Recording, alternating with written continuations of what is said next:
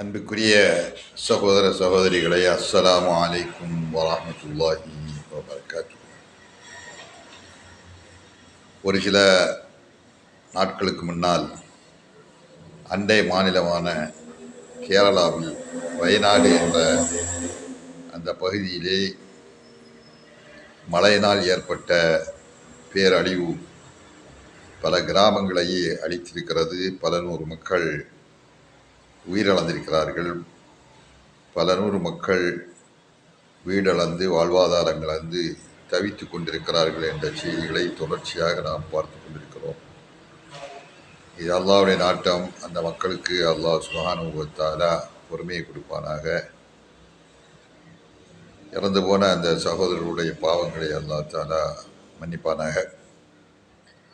இது மாதிரியான பேர் அழிவு ஒரு சில வருடங்களுக்கு முன்னால் அதே பகுதியிலே ஏற்பட்டது.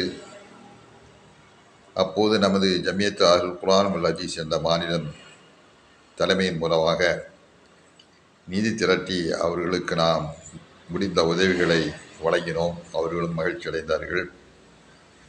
இப்பொழுதும் சென்ற முறையை விட அதிகமான அழிவுகள் ஏற்பட்டிருக்கிறது என்பதை அறிய முடிகிறது.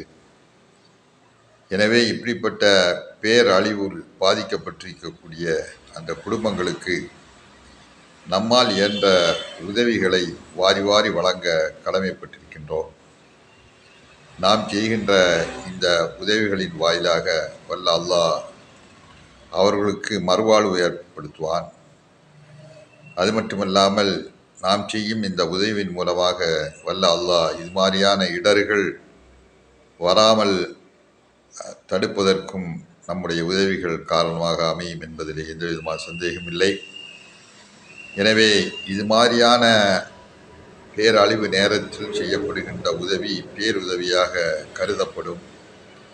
எனவே அன்புக்குரிய சகோதர சகோதரிகளை, உங்களுடைய உதவிகளை தாராளமாக நம்ம ஜமியத் அஹ்லுல் குர்ஆன் வல் ஹதீஸ் தலைமையக பைத்து ஜக்காத்துக்கு அனுப்பி கொடுப்பீர்களானால் அந்த நிதியை கொண்டு முறையாக பாதிக்கப்பட்டவர்களுக்கு கொண்டு போய் சேர்க்கப்படும்.